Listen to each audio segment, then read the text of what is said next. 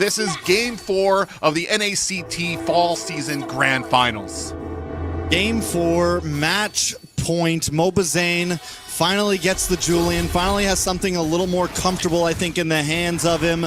Will it be enough? You know, you mentioned the Lolita Wheezy, and I kind of like it. Like, yes, the Numeon Blast is going to be hard to hit, but also you get this Bulwark to deal with Zia. You get this Bulwark to deal with the primal wrath from Fried Chicken. You just have some answers, right? And not only that, Cold World's known, and Cloud9 is known for attacking from angles, catching a team off guard. And if Cold World can kind of sit in a bush and wait for the right time for that Numeon Blast, it could definitely be huge, paired up with the Frigid Glacier, paired up with Nats, paired up with the rest of the team. And we're going to be watching out for that, especially when this first turtle spawns in, to see how both sides decide to engage. I mean, even Zane on the Julian, right? Technically, it's an early game jungler. I mean, he can be very effective. Doesn't even traditionally have a true ultimate, but able to enhance his skills entirely to add more to his kit.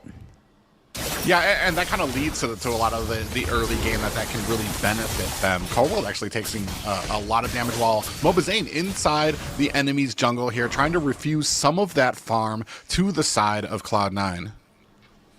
Yeah, so now at this point, Cloud9, I mean, they don't have to rush this, right? They have decent late game potential with basic. Best player's going to scale, and there goes a big fracture, already putting fear into BTK, forcing them a little bit out bay. We need to see that same type of aggression coming from BTK in the next minute or so to at least put some pressure on either off lanes, mid. Someone has to feel it. Yeah, and I mean, we need to see how Zane kind of plays into his objective. You've seen some early rotations. Look at him. He's already on this turtle. But Cloud9, they're grouped up, looking like they're going to look for a possible counterplay. Yeah, they're definitely wanting to catch Shark or somebody rotating through that mid-L bush before this objective happens. And it's been the name of the game for Cloud9. They have been so great at setting up these objective fights by finding these pickoffs, by finding these kills onto BTK.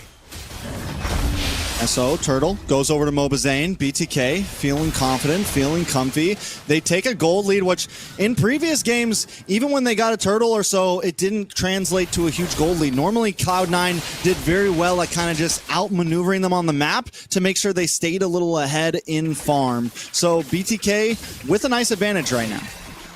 Yeah, and you got to ask the question, what was Cloud9 doing when allowing BTK to take this turtle? I mean, they didn't technically find a trade-off. They didn't get a kill. They didn't chunk into any of the turrets across the map. And so pretty much it was a free turtle to the side of the Bloodthirsty Kings. And now a little bit of a punish on the bot side. Cold World taken down to about 75% HP, but able to sustain himself. Well, when it comes to the question of what they were doing, I want to say that they just didn't have vision. They didn't know where they were, and they don't like this early fight. They aren't trying to take those 50-50. They're looking for guaranteed fight wins, and they're going to be looking for a little bit of the power spikes. They've been so good at knowing when those spikes come, knowing what fights they can take, and kind of backing off from the fights that they may or less, maybe not too confident in. And so at this point, when does the balloon pop, right? When does the ceasefire end? When does somebody finally make the move? Cold World can't be as aggressive as he was, you know, on other heroes. He's on the Lolita right now. He has to almost play either more ambush or response, right? Try to time that Numeon Blast at the perfect time. So I feel like Cloud9, it's one of the reasons why they didn't go for that, you know, didn't try to force that first turtle. It's one of the reasons why they're kind of playing more on their side of the map. They kind of want BTK to come to them. So does BTK, you know, bite the bait? Do they win out if they go for the engage? Or do both teams just kind of play this waiting game? Yeah, and right now we're going to kind of see how this plays out. I mean, without throwing a punch out first, especially allowing that turtle to walk to the side of BTK, not finding a trade-off, you can only do that for so long, especially against a team like BTK who thrives on taking these early game objectives. And right now you're seeing the next turtle spawn in, and Chicken already pulling the aggro, Shark and Hoon getting in position, and Mobazane possibly following up after this jungle rotation. Yeah, he is. They're vying for a position right now, looking for an angle. You see best player still keeping vision. NACT doing a great job playing this front line. Who's the front line? Hoon able to take down Cold World. No Numeon Blast for Cloud9. Best player may be next. Retribution comes out from Zane, though, trying to stop best player. Zia will find Basic. We are going to see Fried Chicken joining the party. Demonic Course, there's that Phobius we've been talking about, though. Chicken very low. Marcuti able to shut him down. That is going to be a 1-for-1 trade, but Mobazane does not have the Retribution since he used it on best player. Yeah, that hurt right there. Just going for nats right there, and this man is dunking and dunking. There's two of you on him, but you're not able to get the kill, and then they kill one of yours. That is moral breaking.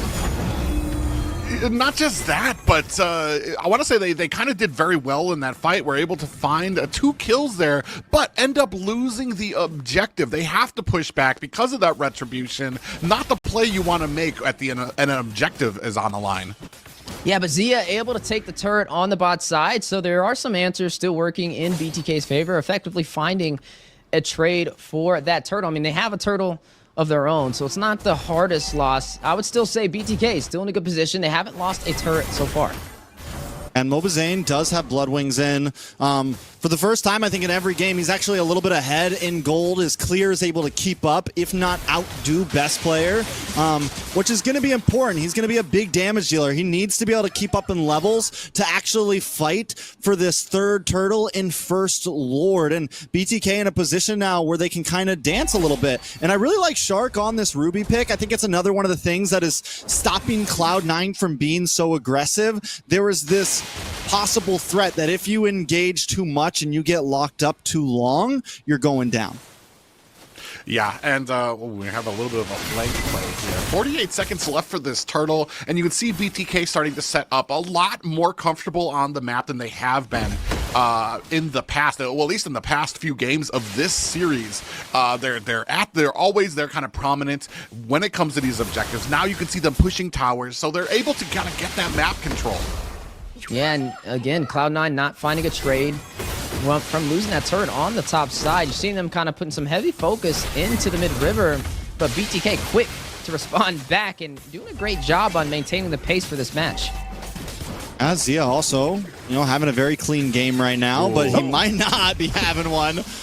That's a little bit of that caster curse right there. Best player able to find Zia Shark on the concealed play out. All right, I'm just going to stop talking now. No players' names are coming out of my mouth. Dang you, Trex.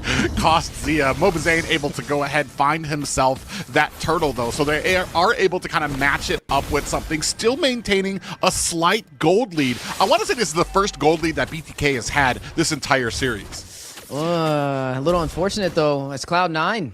Basic doing a great job on trying to equalize this economy. Is going to be able to take that tier 3 on the bot side. There goes a retry play, though, from Zane onto best player. Not going to really be able to stop him, though, and he's going to be able to defend the tier 2 turret.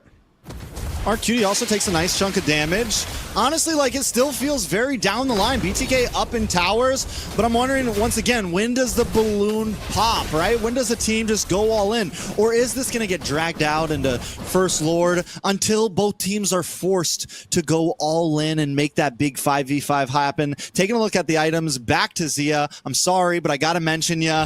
You almost got your DHS in. It's almost the Holy Trinity, but Numion Blast does miss out. BTK able to disengage. But yeah, right now, Zia might actually, I wasn't able to check basics, but I think he might be ahead of basic right now. Yeah, and I want to say that they're doing such a good job of kind of angling, keeping the pressure on different sides. You can see Zane off by himself. The rest of the team kind of split up very well to make sure that they're maintaining the pressure on the rest of these lanes. But the big engagement, not too much. Shark does kind of ward it off. But I want to say the big engagements, the big call will be when we open up these mid towers, when we really open up that jungle for the opposite team.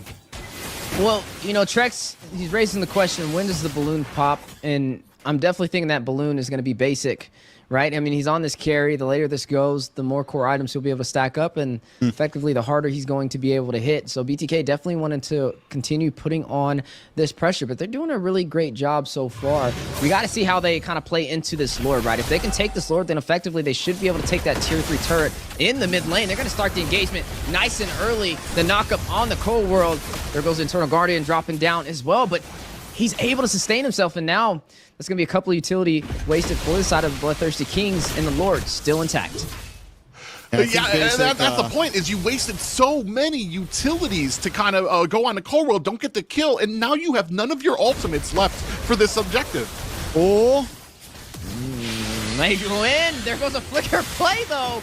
A little premature. Numion Blast only going to stun one. That's Chicken. Caught in his tracks.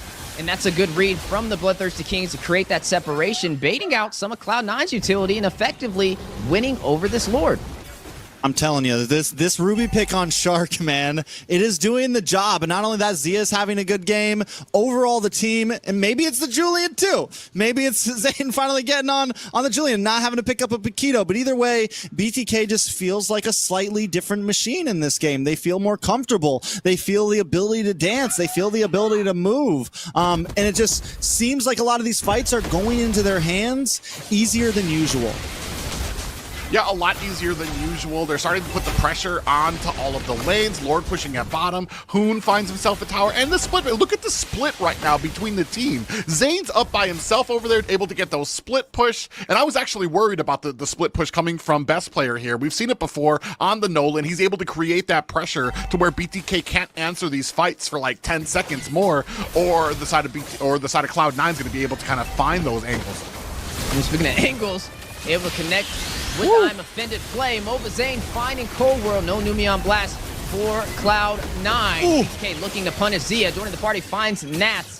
There's going to be 2 members falling for Cloud9. And BTK not losing a single member. And even there, we see Nats come in, tries to use a demonic force, gets stopped by Shark just for enough time for the team to burst him down. Cloud9 has to be careful about how they take these fights. Yeah, go in. There you see the Pride of Ice be activated over there by Marcutie. A little bit of a window for opportunity, and they're gonna take it. Look at the base crystal minions quickly dropping.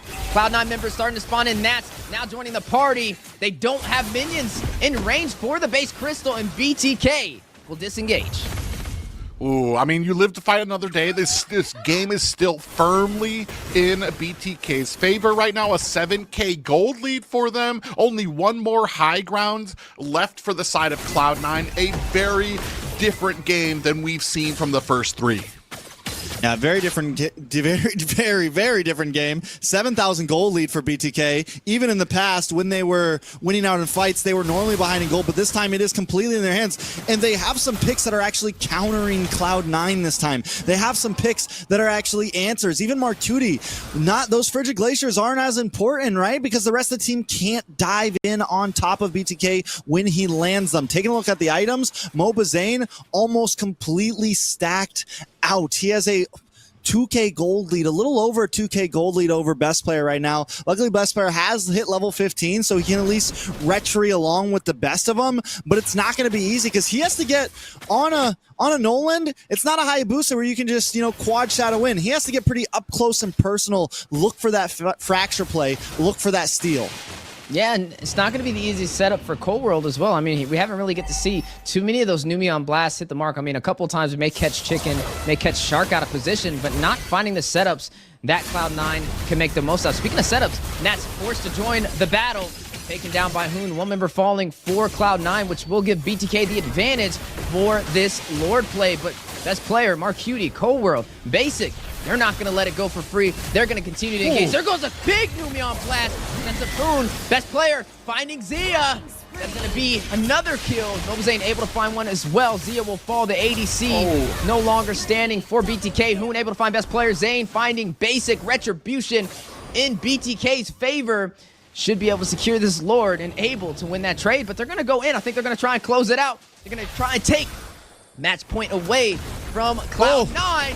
There goes the knock-up, the stun, and Marcutie will fall. Nas left alone all by himself, wondering, how did I get here? And BTK will reign supreme and secures game number 4 against Cloud9. Yeah, I mean, it took long enough, right? BTK finally putting a point on the board.